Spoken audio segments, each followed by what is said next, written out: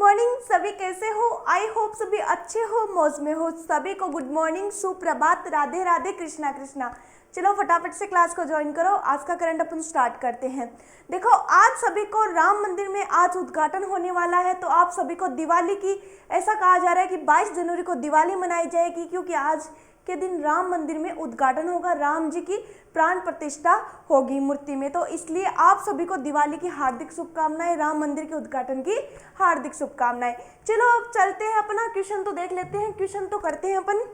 और उससे पहले मैं देखो आपको बता देती हूँ, अपनी जो राम लल्ला जी की मूर्ति है, मैं आपको कल मैंने क्वेश्चन बताया था कि ये जो मूर्ति है इस तरीके से मूर्ति थी। कल मैं मूर्ति लेके नहीं आ पाई, लेकिन आज मैं आपको समझा देती हूँ। देखो, इसमें यहाँ तक तो देखो भगवान के 10 अवतारों को बताया गया है, ठीक है, भगवान के 10 अवतार हैं। और यहाँ पर देखो, ये जो मूर्ति है ये हनुमान जी की है, और यहाँ पर है ये गरुड़ देवता की है, ठीक है, ये गरुड़ देवता की है। और यहाँ पर पूरे 10 अवतार है भगवान के, और ऊपर है जो यहाँ पर सूर्य भगवान है, और ये बीच में अपने राम जी है, ठीक है। आप सभी को समझ में आ गया अपनी मूर्ति? चलो तो ठीक है, अब अपन चलते हैं क्वेश्चन की तरफ। अपन कल के क्वेश्चन का जो रिवीजन कर लेते हैं। क्वेश्चन नंबर 1 देखते हैं। हाल ही में हरियाणा में कौन सा उत्सव का शुभारंभ किया गया? तो उत्सव था अपना भारत अंतर्राष्ट्रीय विज्ञान महोत्सव 2023, ठीक है। चलो नेक्स्ट देखते हैं। हाल ही में आईसीसी दिसंबर 2023 के लिए ICC player of the month किसे घोषित किया गया है? तो वो था पेट कर्मिस व दीप्ति शर्मा। आपका ऑप्शन बी है वो करेक्ट हो जाएगा। मेंस में तो इन्होंने जीता है, और वुमेन्स में दीप्ति शर्मा ने जीता है, ठीक है। और नेक्स्ट अपन देखते हैं। हाल ही में जापान ने किस तिथि को देश के द्वारा चांद मिशन स्लिम को चंद्रमा पर सॉफ्ट लैंडिंग करवाने की घोषणा की गई थी? तो 20 जनवरी को की गई थी 2024 को, और ये 5वां देश बन गया है। नेक्स्ट अपन देखते हैं, भगवान राम लल्ला की 51 इंच मूर्ति राम मंदिर में स्थापित की जाएगी, वह मूर्ति कौन से मूर्तिकार के द्वारा बनाई गई थी? तो अरुण योगीराज के द्वारा बनाई गई थी, और वो प्रतिमा मैंने आपको दिखा दी है। चलो तो नेक्स्ट अपन देखते हैं। आईसीआईसी बैंक द्वारा हाल ही में कौन सा ऐप है वो लॉन्च किया गया है? तो मनी टू इंडिया ये ऐप है वो लॉन्च किया गया है, ठीक है। ध्यान रखना आप, इससे जो कनाडाई बैंक के माध्यम से, मतलब जो कनाडा में जो लोग हैं वहाँ से पैसे हैं यहाँ ट्रांसफ़र कर सकते हैं, लेकिन ज़रूरी नहीं है कि आईसीआई बैंक का खाता हो, उसके खाते के बिना भी अपन दूसरे खाते से ट्रांसफ़र कर सकते हैं। नेक्स्ट है, हाल ही में विजयवाड़ा में किस सबसे ऊंची प्रतिमा का अनावरण किया गया है? तो प्रतिमा थी स्टैचू ऑफ सोशल जस्टिस, यानी डॉक्टर भीमराव अंबेडकर जी की ये प्रतिमा है। नेक्स्ट है, हाल ही में किस राज्य में पक्के पाका हॉर्नबिल महोत्सव का आयोजन हुआ है? तो वो अरुणाचल प्रदेश में हुआ है, और ये जो उत्सव आयोजित हुआ है इसको राज्य महोत्सव है वो घोषित कर दिया गया है। नेक्स्ट है, हाल ही में एसएसबी सशस्त्र सेना बल का महानिदेशक किसे नियुक्त किया गया है? तो करेक्ट आंसर आपका दलजीत सिंह है, हो जाएगा। ऑप्शन ए है वो आपका करेक्ट होगा। नेक्स्ट अपन देखते हैं। हाल ही में फोर्ब्स की एक सूची में दुनिया की सबसे मजबूत मुद्रा किसे बताया गया है? तो वो बताया गया था आपका कुवैती दिनार, जो अपने भारत के 270 रुपए के बराबर है, ठीक है। एक कुवैती दिनार 270 रुपए के बराबर है। नेक्स्ट अपन देखते हैं कि हाल ही में शिक्षा मंत्रालय द्वारा जारी एक सूचना में किस आयु वर्ग से छोटे बच्चों का कोचिंग संस्थान में प्रवेश को वर्जित किया गया है? तो 16 वर्ष तक के बच्चों, इससे जो छोटे वर्ष के जो बच्चे हैं, आयु के जो बच्चे हैं, उनके लिए कोचिंग में जो प्रवेश है वो वर्जित कर दिया गया है, यानी अधिकतम 5 घंटे ही पढ़ाई करनी होगी, ठीक है। और अब चलो अपन आज के क्वेश्चन की तरफ चलते हैं। आज का क्वेश्चन नंबर 1 देखो। हाल ही में खेलो इंडिया यूथ गेम्स 2024 की शुरुआत कौन से राज्य में की गई है? तो आपका ऑप्शन है कि तमिलनाडु में की गई है, महाराष्ट्र में, मध्य प्रदेश में, हरियाणा में। तो करेक्ट आंसर है वो आपका क्या होगा? देखो, अगर अपन करेक्ट आंसर की बात करें तो आपका ऑप्शन ए है वो करेक्ट हो जाएगा। तमिलनाडु में है वो खेलो इंडिया यूथ गेम्स 2024 है उसकी शुरुआत की गई है। अगर अपन खेलो इंडिया यूथ गेम्स की बात करें 2023 की, तो ये मध्य प्रदेश में किया गया था, खेलो इंडिया यूथ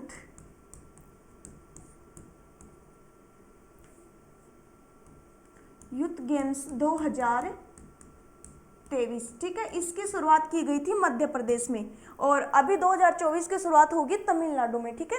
समझ में आ गया? अब अपन संस्करण की बात कर लेते हैं कि ये संस्करण है वो कौन सा है। संस्करण अगर देखें तो ये 9वां संस्करण है, संस्करण है 9वां, ठीक है। और देखो इसके लिए 4 है जो आपके क्या बोलते हैं शहर, उसको चुना गया है। 4 शहरों में ये है प्रतियोगिता आयोजित होगी, ये जो गेम है वो आयोजित होगा। 4 शहर कौन से हैं, देखो चेन्नई है, मदुरै है, कोयम्बटूर,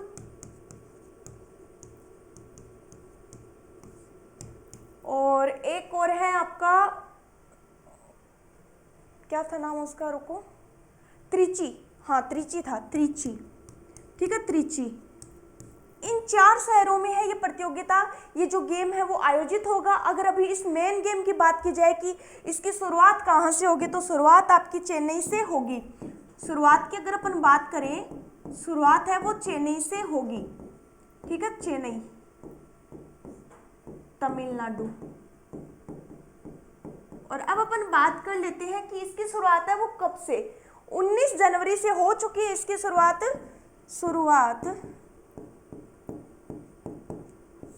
19 से 31 जनवरी तक ये गेम है वो आयोजित होंगे, ठीक है, समझ में आ गया ना सभी को, ठीक है। और अब अपन बात कर लेते हैं इस गेम की जो सबसे पहले शुरुआत कहाँ से हुई थी, कितनी जो सन है प्रारंभ, इसका प्रारंभ है वो कौन से सन से किया गया था, प्रारंभ इसका 2018 से किया गया था। कब से, 2018 से किया गया था। और 2018 से किया गया था, तो इसमें देखो एक तो 2018 और एक 2021, ठीक है। इसमें कौन विजयी रहा था, हरियाणा है वो आपका विजयी रहा था, और बाकी जो थे उसमें आपका महाराष्ट्र विजयी था, ठीक है। इनमें कौन रहा था, इसमें आपका हरियाणा विजयी रहा था, हरियाणा, और यानी 2 बार तो हरियाणा विजय हो चुका है इसमें। और जो बाकी के जो बचे हुए हैं, जैसे मान लो 2019, 20 और 22, ठीक है, 22, ये 3 और है, ये 3 महाराष्ट्र ने जीते थे। और अभी सॉरी,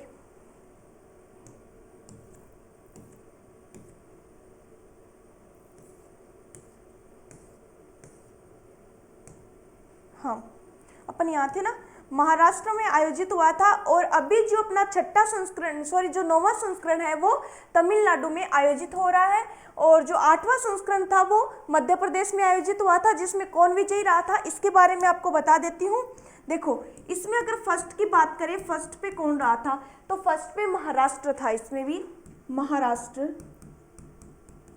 और अगर सेकंड की बात करें कि सेकंड पे कौन था, और थर्ड की भी बात कर लेते हैं, ठीक है। सेकंड की अपन बात करते हैं कि सेकंड पे है, इस सेकंड स्थान पे कौन रहा था, तो सेकंड पे हरियाणा था। और थर्ड की बात करें तो मध्य प्रदेश था, हरियाणा और मध्य प्रदेश, ठीक है, समझ में आ गया। ये 2023 का डाटा है आपका, और ये है अभी जो गेम आयोजित हो रहा है उसका डाटा है, ठीक है, समझ में आ गया। चलो तो चलते अपन नेक्स्ट क्वेश्चन की तरफ।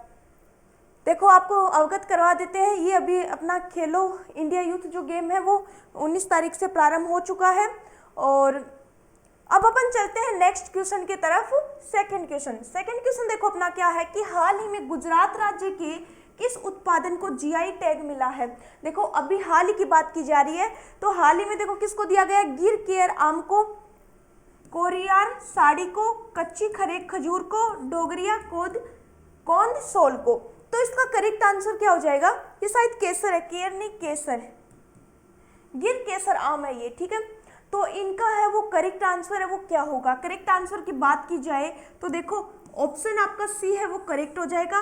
कच्ची खरेक जो खजूर है, इस जो देसी जो ये खजूर है इसका जो उत्पादन है वो कहाँ होता है, कच्छ के रण में होता है। तो वहाँ पे तो इसके लिए एक तरीके से वहाँ से मतलब अपन बताओ जीआई टैग किसको देते हैं। जीआई टैग की अगर बात करें तो कोई चीज़ विशिष्ट होती है जो बहुत मुश्किल से कहीं पे मिलती है, कहीं पर उसका उत्पादन होता है, तो उसी को अपन जीआई टैग देते हैं। तो इसलिए कच्ची खरेक खजूर को है वो जीआई टैग अभी मिला है। और अगर अपन बात करें कि गुजरात में ये जो फल है ये इसको दूसरा जीआई टैग मिला, ये सेकंड है वो। अगर फर्स्ट की अपन बात करें कि फर्स्ट स्थान पर कौन था जिसको अभी जीआई टैग दिया गया था, तो इसको जनवरी 2024 में जीआई टैग मिला है, जनवरी 2024 में। अभी इसको पीछे दिया गया, जनवरी की बात नहीं कर सकते, अभी इसको पीछे दिया गया था, ये फर्स्ट स्थान पे है।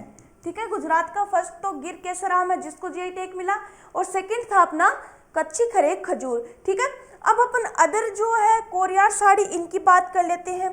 जो कोरियार साड़ी है ये जनवरी 2024 में इनको जीआई टैग मिला है।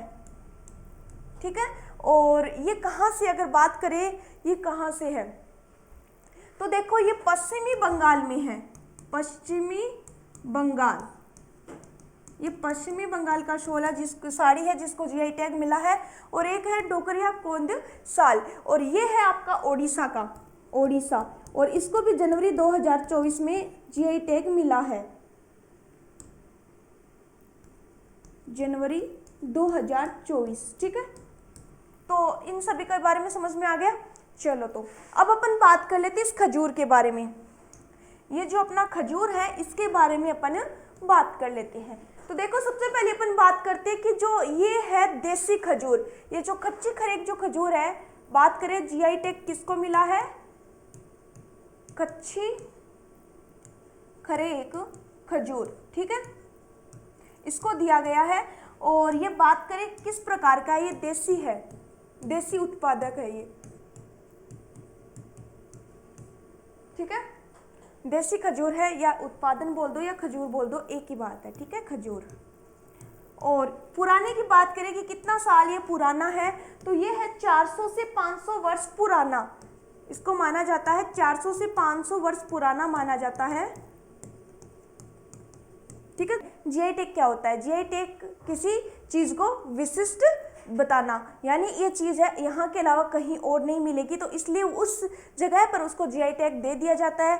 अगर अपन पहले जीआई टैग की बात करें कि जो फर्स्ट जीआई टैग है वो किसको दिया गया, फर्स्ट जीआई टैग है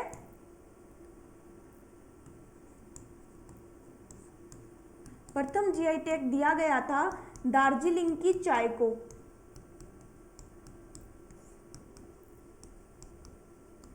ठीक है, कब दिया गया था, 2004 में। ठीक है, दार्जिलिंग की चाय को दिया गया। चलो तो अब अपन चलते हैं नेक्स्ट क्वेश्चन। ठीक है, यह है वो खजूर, इस प्रकार की प्रजाति है खजूर की। अब चलते हैं नेक्स्ट क्वेश्चन की तरफ। क्वेश्चन नंबर अपना है 3, 28 साल बाद कौन से देश में 71वें मिस वर्ल्ड फेस्टिवल का आयोजन किया जा रहा है। तो देखो किया जाएगा, किया जा रहा नहीं, किया जाएगा, कहाँ किया जाएगा। तो देखो आयोजन की अगर अपन बात करें, जापान, सऊदी अरब, अमेरिका और भारत। करेक्ट आंसर आपका भारत हो जाएगा। भारत में 28 सालों के बाद मिस वर्ल्ड जो प्रतियोगिता है उसका आयोजन किया जाएगा। अब अपन बात करते कि लास्ट जो आखिरी प्रतियोगिता हुई थी वो कब हुई थी। आखिरी प्रतियोगिता भारत में, आखिरी प्रतियोगिता आपकी आयोजित 1996 में, इसके बाद है अब ये आयोजित होगी। ठीक है, अब अपन बात कर लेते हैं आयोजन कहाँ होगा। इसका आयोजन नई दिल्ली में किया जाएगा। सौंदर्य प्रतियोगिता का आयोजन नई दिल्ली, भारत में। ठीक है, नई दिल्ली में आयोजन होगा। और अगर अपन बात करें ये कब से प्रारंभ होगा, प्रारंभ डेट की अगर बात करें 18 फरवरी से ये प्रारंभ होगा और 1 महीने तक ये आयोजित होगा। 1 महीने तक, यानी जो इसका ग्रैंड फिनाले है वो कहाँ पर आयोजित होगा,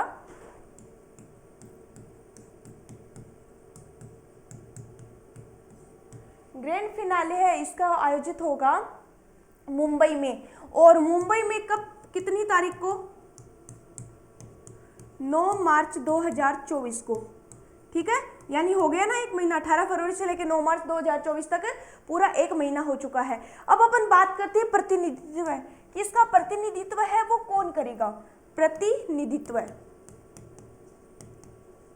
प्रतिनिधित्व के लिए देखो बुलाया है किसको, Femina miss India, Femina miss India, Femina miss India world 2022। ठीक है, सिन्नी शेट्टी को, ठीक है, इनको बुलाया गया है। और देखो टोटल की अगर बात करें सम्मान के लिए तो 120 देशों की जो फेमिना है उनको आमंत्रित किया गया है, ठीक है, उनका सम्मान के लिए। और अब अपन बात करते हैं इसकी कि जो ऑर्गेनाइज है वो ऑर्गेनाइज कौन करवा रहा है, ऑर्गेनाइज सीईओ, ऑर्गेनाइजेशन अध्यक्ष और सीईओ, वो कौन है उसकी बात कर लेते हैं। तो वो है जूलिया एवलिन, जूलिया एवलिन मार्ले, ठीक है। ये है, क्या कर रहे हैं, ये ऑर्गेनाइज करवाएंगे। और साथ में देखो भारत में ऑर्गेनाइज करवाया जाएगा, तब इसलिए ये क्या कहा जा रहा है इनके द्वारा, जूलिया के द्वारा ये कहा जा रहा है कि देखो इस बार जो प्रतियोगिता होगी भारत में, पूरी दुनिया को इंडिया में इनवाइट करना, यानी पूरी दुनिया को ही भारत में लाना इनका उद्देश्य है। तो इन्होंने ये बात कहते हुए कहा गया है कि पूरे 28 सालों के बाद इंडिया में ये प्रतियोगिता आयोजित करवाई जा रही है, यानी पूरी इंडिया को भारत में लाया जा रहा है, ठीक है। आपको समझ में आ गया क्यों ये वर्ड है, देखो मिस वर्ड, यानी पूरी दुनिया से ये प्रतियोगिता होगी जिनमें से 120 देश की जो है वो पार्टिसिपेट करेंगे, इनको आमंत्रित किया गया है। चलो तो अब अपन चलते हैं नेक्स्ट क्वेश्चन की तरफ। नेक्स्ट क्वेश्चन देखो, उससे पहले देखो आपको बता दें ये मिस वर्ल्ड का जो प्रतिनिधित्व जो करेंगे। अब बात करते हैं हाल ही में क्रिकेट और हॉकी से संबंधित किस खिलाड़ी का देहांत हो गया है। तो ऑप्शन है आपका अजीत गिल, वेद प्रकाश नंदा, रोजनिल कौटर, जूनियर महमूद। तो देखो अजीत सिंह गिल है, इनका हाल ही में निधन हो गया, आपका ऑप्शन ए है वो करेक्ट हो जाएगा। अब अपन बात कर लेते हैं अदर ऑप्शंस के लिए। अदर ऑप्शंस क्या है, वेद प्रकाश नंदा की अपन बात करते हैं कि जो वेद प्रकाश जो नंदा है, इनका मतलब कि इनका देहांत हो गया, ये कौन थे, तो ये थे भारतीय अमेरिकी शिक्षाविद, ठीक है, शिक्षाविद थे। और अब अपन नेक्स्ट ऑप्शन की बात कर लेते हैं। अपना नेक्स्ट ऑप्शन है कि रोजनिल कॉर्टर, ये कौन थे, ये अमेरिका के पूर्व प्रथम महिला है, ठीक है। अब अपन बात कर लेते हैं जूनियर महमूद की, कि जो जूनियर महमूद है ये कौन है, इनकी बात करते हैं। तो ये एक अभिनेता है जिनका भी हाल ही में निधन हुआ है, ठीक है। चलो तो ये आपको मैंने बता दिया। अब अपन अजीत गिल के बारे में बात कर लेते हैं। अजीत सिंह जो गिल है ये देखो क्रिकेटर भी है और इसके साथ हॉकी खिलाड़ी भी है। और देखो ये सिंगापुर के रहने वाले हैं। रहने वाले की अगर बात करें तो सिंगापुर के रहने वाले हैं। सबसे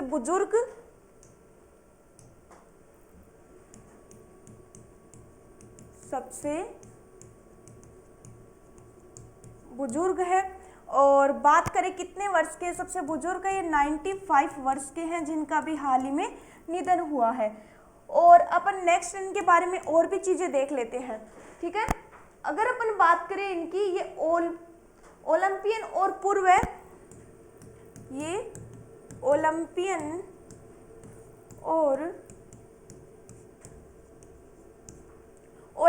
और पूर्व है भारतीय मूल के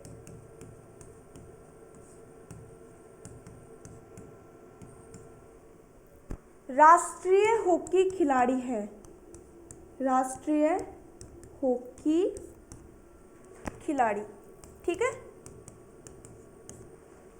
और अपन इनके बारे में देख लेते हैं, और भी बातें हैं इनके बारे में करते हैं, ठीक है। और चर्चा अगर अपन करें तो ये इनका उपनाम की बात की जाए, इनको नाम क्या दिया गया, इसका उपनाम था इनको उपाधि दी गई कि इनको बिग हिटिंग सिख कहा गया। बिग हिटिंग और सिख, ठीक है, बिग हिटिंग सिख कहा गया। और इनके बारे में और भी चर्चा कर लेते हैं। ये 1948 से 1951 में 1948 से 1951 में इन्होंने क्या किया था, खेल खेला था सेलागोर इंडियन एसोसिएशन, सेलागोर इंडियन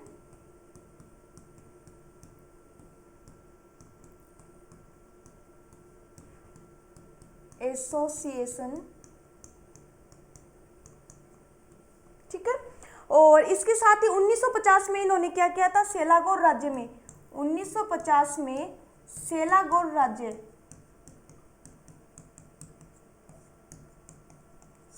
जो राज्य के लिए हॉकी खेला गया था।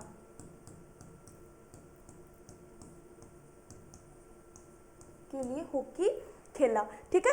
हॉकी और क्रिकेट दोनों खेला, हॉकी एंड क्रिकेट, ठीक है, दोनों लिख लेना, हॉकी और क्रिकेट दोनों इनके द्वारा खेला गया। ये तो आपको बता दिया इनके बारे में पूरी बातें, ठीक है। अब अपन चलते हैं नेक्स्ट क्वेश्चन की तरफ। नेक्स्ट क्वेश्चन अपन देखते हैं। अगला क्वेश्चन देखो, ये है वो अजीत सिंह गिल, ठीक है, 95 वर्ष के एज में इनकी मौत हुई है। देखो, प्रधानमंत्री राष्ट्रीय बाल पुरस्कार 2024 के लिए कितने बच्चों का चुनाव किया गया है। देखो, अभी राष्ट्रीय बाल पुरस्कार है, प्रधानमंत्री राष्ट्रीय बाल पुरस्कार दिया जाएगा, तो उनके लिए कितने बच्चों को है वो चयन किया गया है। तो बच्चों के चयन की अगर अपन बात करें 35, 30, 25, 19, तो करेक्ट आंसर आपका 19 हो जाएगा, यानी 19 बच्चों को चयन किया गया है, जिनमें से अगर अपन बॉयज गर्ल्स की बात करें तो गर्ल्स की संख्या कितनी है, 10 तो गर्ल्स है और बाकी जो 9 है वो बॉयज है, ठीक है। और ये कहाँ से है, ये 18 राज्यों और केंद्र शासित प्रदेश और केंद्र शासित प्रदेश, ठीक है, यहाँ से है। अब अपन इनके बारे में और भी चीजें देख लेते हैं। और देखो, अपन बात करते हैं इनको श्रेणी क्या रही होगी इनको पुरस्कार प्रदान करने की, तो श्रेणियों की अपन बात कर लेते हैं। श्रेणियां देखो इनकी है बहादुरी के लिए और कला और संस्कृति के लिए, इसके साथ ही पर्यावरण के लिए, पर्यावरण, कला और संस्कृति,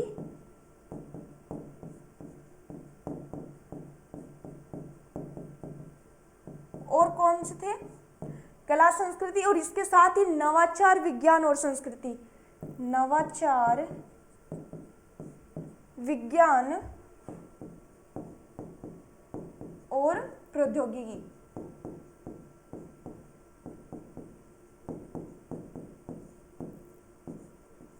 एक और रहता है अपना सामाजिक सेवा, ठीक है, ये इनके क्षेत्र थे, सामाजिक सेवा, ठीक है। अब चलो अपन बात कर लेते हैं इन बच्चों के बारे में, इनको प्रदान कब किया जाएगा। प्रदानकर्ता की अगर हम बात करें तो आज के दिन इनको प्रदान किया जाएगा। प्रदान किया जाएगा 22 जनवरी 2024 को। कहाँ प्रदान किया जाएगा, विज्ञान भवन में इनको प्रदान किया जाएगा, विज्ञान भवन। और किन के द्वारा प्रदान किया जाएगा, राष्ट्रपति जी के द्वारा प्रदान किया जाएगा, राष्ट्रपति द्वारा, जो राष्ट्रपति कौन, अपने द्रौपदी मुर्मू जी के द्वारा प्रदान किया जाएगा, ठीक है। अपन ने इसके बारे में पढ़ लिया। अब अपन चलते हैं नेक्स्ट क्वेश्चन की तरफ। नेक्स्ट क्वेश्चन देखो अपना क्या है, बात कर रहे थे कि पेप्सिको इंडिया की नई सीईओ है वो किसे नियुक्त किया गया है। तो आपका ऑप्शन है वाइस एडमिरल एएन प्रमोद को, जाकृत कोटेचा को, समीर कुमार सिन्हा को, अरुण नायर को। तो करेक्ट आंसर है वो आपका क्या हो जाएगा, करेक्ट आंसर आपका ऑप्शन बी है वो करेक्ट हो जाएगा, जाकृत कोटेचा को। अदर ऑप्शंस देख लेते हैं। अगर बात करें वाइस एडमिरल एएन प्रमोद की, तो इनको है वो क्या बनाया गया या फिर इनकी नियुक्ति थी वो क्या थी, नौसेना संचालक महानिदेशक थे, नौसेना संचालन महानिदेशक,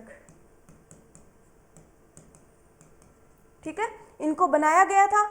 और अरुण, अगर अपन बात करें नेक्स्ट कौन है, समीर कुमार सिन्हा। समीर कुमार सिन्हा के बारे में देख लेते हैं। तो ये रक्षा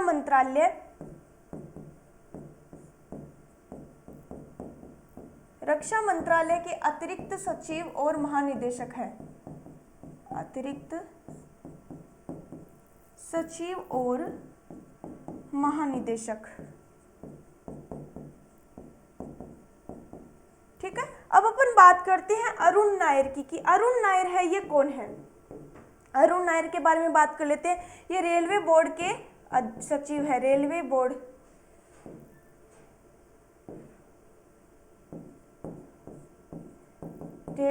के सचिव, ठीक है। तो इसका करेक्ट आंसर जागृत कोटेचा हो जाएगा। अब अपन जागृत कोटेचा के बारे में देख लेते हैं कि इस जागृत कोटेचा जो सीईओ पद पे है वो कब आएंगे। ये सीईओ पद पे आएंगे इनकी तारीख बताई गई थी मार्च 2024, कि ये मार्च 2024 से अपना पदभार है वो ग्रहण करेंगे। अब अपन पूर्व की बात कर लेते हैं। जो पूर्व जो सीईओ थे वो कौन है? पूर्व सीईओ थे अहमद अल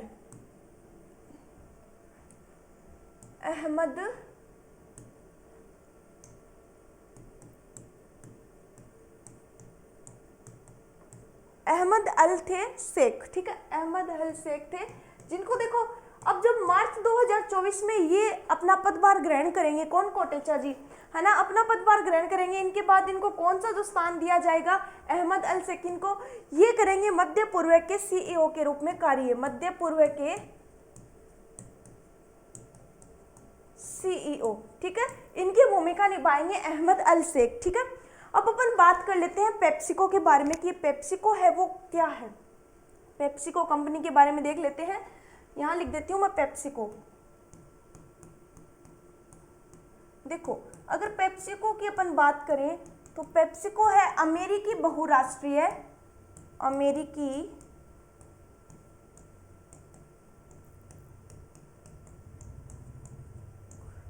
बहुराष्ट्रीय खाद्य और स्नैक्स और पेय निगम है, और पेय निगम। और देखो, इसके मुख्यालय की ओर बात कर लेते हैं। मुख्यालय अगर इसका देखें तो अपन मुख्यालय कहाँ है? न्यूयॉर्क में है। ठीक है, इसका मुख्यालय न्यूयॉर्क में है। समझ में आ गया? चलो, तो अब अपन अन्य नियुक्तियां हैं वो देख लेते हैं। ये है कोटेचा जी, इनकी अन्य नियुक्तियां देखते हैं अभी जो हाल ही में किन किन की नियुक्तियां हुई है। नीना सिंह की अगर अपन बात करें तो CISF की महानिदेशक है। अगर बात करें शीलवर्धन सिंह की तो UPSC के नए सदस्य है। सेंथिल पांडे सिंह की बात करें तो विश्व व्यापार संगठन में भारत के स्थायी प्रतिनिधि है। संजीव खन्ना की बात करें तो नालसा के कार्यकारी अध्यक्ष हैं। करण अडानी है वो अडानी पोर्ट्स के नए MD बने हैं। और गीतिका मेहता की अगर बात करें तो निव्या इंडिया की MD बनी है। अरविंद पनगड़िया की अपन बात करें तो 16वें वित्त आयोग के चेयरमैन बने हैं। नेक्स्ट अपन देखते हैं प्रमोद अग्रवाल की, तो बॉम्बे स्टॉक एक्सचेंज के अध्यक्ष हैं। इंद्रमणि पांडे बिस्मटेक के नए महासचिव बनी है। जी राम मोहन राय सेबी के नए एग्जीक्यूटिव डायरेक्टर हैं। और अरुणा नायर है वो रेलवे बोर्ड की सचिव है। रघुराम अय्यर है वो भारतीय ओलंपिक संघ के CEO है। और रितेश बाई है फोन पे के अंतर्राष्ट्रीय भुगतान प्रभाग के CEO बने हैं। और वीरा राणा, जिनका मैंने 1-2 दिन पहले आपको बताया था, मध्य प्रदेश की मुख्य सचिव बनी है। ठीक है, नेक्स्ट क्वेश्चन अपन देखते हैं कि 50 साल तक चलने वाली सिंगल चार्ज की अनोखी बैटरी का निर्माण कौन से देश द्वारा किया गया है। देखो, अभी एक बैटरी बनाई गई है, अब देश तो आपको बताना है कौन से देश के द्वारा किया गया है। यानी उसको एक ही बार चार्ज करना पड़ेगा। एक बार चार्ज करने के बाद वो 50 साल तक चल सकती है, लगभग 50 साल तक। तो वो क्या भारत के द्वारा, चीन के द्वारा, अमेरिका द्वारा, जापान द्वारा? करेक्ट आंसर आपका जापान हो जाएगा। जापान के द्वारा है वो बैटरी बनाई जा रही है। यानी वो सिंगल चार्ज, एक बार चार्ज करने के बाद, एक बार चार्ज और 100 साल तक उसको काम ले सकते, 50 साल तक उसको काम लिया जा सकता है। ठीक है, और अब अपन और इसके बारे में अगर देखें, ठीक है, और ये बात करें कि कंपनी है वो कौन सी कंपनी है जिसके द्वारा ये बैटरी है वो बनाई जा रही है, तो वो कंपनी है विटावोल्ट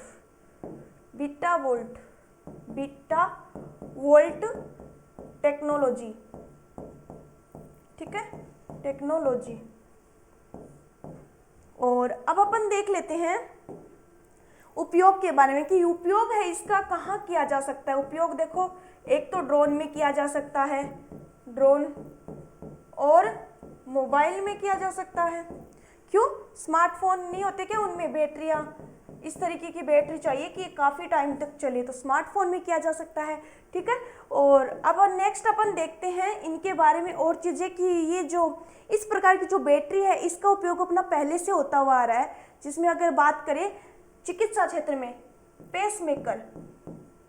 पेसमेकर जानते हो, जो दिल के रोगी होते हैं उनके धड़कनों को कंट्रोल करने के लिए, दिल के रोगियों की धड़कनों को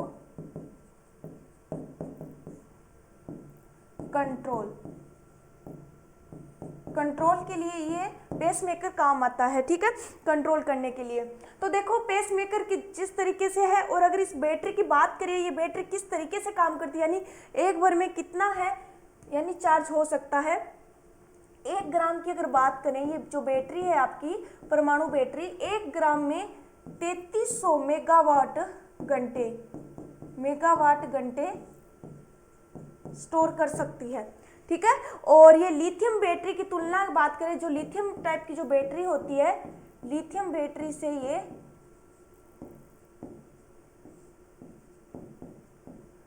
बैटरी से 10 गुना अधिक है, ठीक है। समझ में आ गया कि 10 गुना अधिक है। अब अपन चलते हैं नेक्स्ट क्वेश्चन की तरफ। नेक्स्ट क्वेश्चन देखो अपना क्या है, देखो इस तरीके की वो बैटरी है, वो अभी चीन अभी बनाया जा रहा है, उनका दावा है कि हम ये बैटरी इस प्रकार की बैटरी बना रहे हैं, ठीक है, बना लो। चलो तो नेक्स्ट अपन देखते हैं, हाल ही में मछली की आबादी बढ़ाने के लिए कृत्रिम चट्टानों की परियोजना कौन से राज्य में शुरू की गई है। तो बात करें केरल, तमिलनाडु, पश्चिमी बंगाल, तेलंगाना।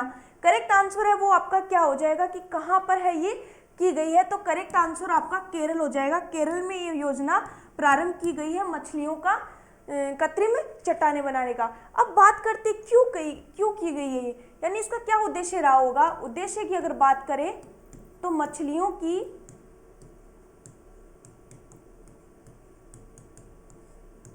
संख्या बढ़ाना, ताकि जो मछली वगैरह जो बेचते हैं, जो इस पे निर्भर है, ठीक है, संख्या बढ़ाना, जो इस पे निर्भर हैं उनका व्यापार अच्छे से हो और उनको कोई प्रॉब्लम ना हो, और मछलियों की संख्या है वो ज़्यादा से ज़्यादा हो।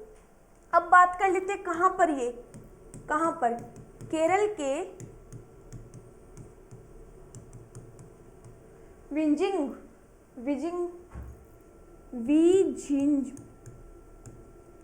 विजिंज में है ये किया गया है। और किसके द्वारा किया गया है, अगर द्वारा की बात करें किसके द्वारा ये आयोजन है वो किया गया है, किसके द्वारा, तो वो है अपने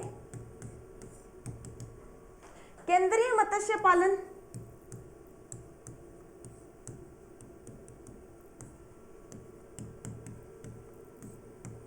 मंत्री कौन है,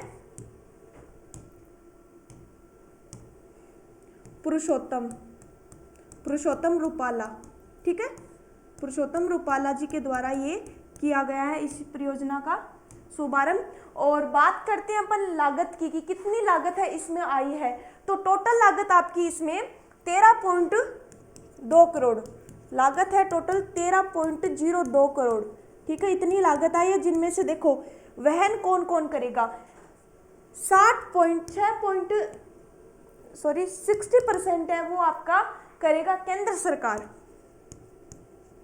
और 40% वहन राज्य सरकार है करेगा, ठीक है, इस लागत का वहन। और अब अपन नेक्स्ट और इसके बारे में देख लेते हैं कि जो कृत्रिम चट्टाने किस टाइप से बनाई गई है। कृत्रिम चट्टाने आपकी 3 तरीके की बनाई गई है, 3, कौन सी, देखो बात करें अपन कि कौन सी चट्टाने हैं वो। देखो चट्टाने की बात करें, एक तो त्रिकोणीय फूल के आकार की है और एक ट्यूबवेल के आकार की है। त्रिकोणीय है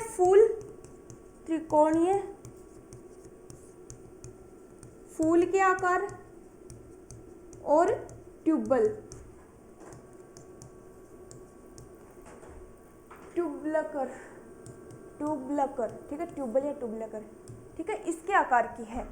अब देखो नेक्स्ट अपन और भी इसके बारे में देख लेते हैं कि जो स्थापित है किसके द्वारा किया गया है, तो स्थापित है वो जीपीएस तकनीकी के द्वारा। समुद्र तल में जितना मान लो कि 12 से 15 मीटर तक है वो अंदर इसको स्थापित करना इसका उद्देश्य है। और यह चट्टान है वो मछलियों की जो आवास प्रदान करेगी, और इससे क्या होगी, मछलियां अपने घर में रुकेगी और जैव विविधता है उसमें योगदान होगा। स्थापित की बात कर लेते हैं, स्थापित है वो जीपीएस तकनीकी के माध्यम से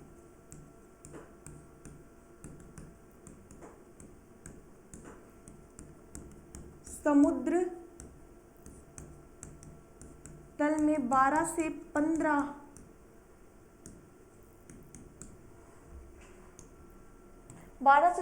मीटर की गहराई है, 15 मीटर की गहराई पर ये स्थापित की जाएगी। ठीक है, और इससे जैव विविधता में योगदान मिलेगा, योगदान। क्यों? मछलियों को आवास मिलेगा।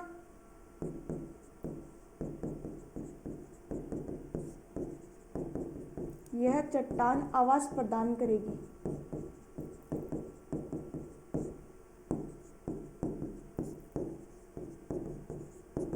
ठीक है, समझ में आ गया? चलो तो अब अपन चलते हैं ऐप के बारे में। आपको बता देती हूँ, अपना ऐप है गुरुकुल धाम ऐप। अगर आप चाहते हो कि आप डेली की डेली ये जो करंट के जो क्वेश्चन होते हैं उनका टेस्ट दो और अपना जो लेवल है वो चेक करो कि आपकी तैयारी है वो कहाँ तक हो रही है, तो इसके लिए देखो आपको अपना ऐप इंस्टॉल करना पड़ेगा, गुरुकुल धाम ऐप। और इसमें आपका कुछ भी नहीं, थोड़ा सा नेट लगेगा और इसमें आपको जो टेस्ट वगैरह है, जो कौन से टेस्ट, ये करंट वाले, ये टेस्ट आपको फ्री मिलेंगे, साथ में आपको पैनल फाइल फ्री मिलेगी, साथ में आपको पीडीएफ है वो भी आपको फ्री दी जाएगी। ठीक है, तो सब कुछ आपको फ्री मिलेगा करंट के मामले में, बस थोड़ा सा नेट खर्च होगा। और नेट आप ऐसे भी यूट्यूब देखने में थोड़ा खर्च कर ही देते हो, तो थोड़ा सा इसमें भी कर देना, बुरा मत मानना, मैं तो मजाक कर रही हूँ आपसे। ठीक है, देखो अपना यूट्यूब चैनल है जीडी कैंपस, और जो अपना फेसबुक है वो गुरुकुल चूरू के नाम से, इंस्टाग्राम है वो गुरुकुल एकेडमी के नाम से है। और देखो अगर आपको किसी भी प्रकार का डाउट हो, कुछ भी आपसे डिस्कशन करना हो, तो ये अपने नंबर है व्हाट्सएप, इस पे आप मैसेज कर सकते हो। ठीक है, सभी को धन्यवाद जुड़े रहने के लिए, और क्लास को शेयर कर दीजिए। अगर क्लास अच्छी लगी है तो लाइक कर दीजिए, साथ में कमेंट करके जरूर बताएं, कुछ रिस्पॉन्स किया करो ताकि मुझे पता करो। ठीक है, सभी को धन्यवाद जुड़े रहने के लिए।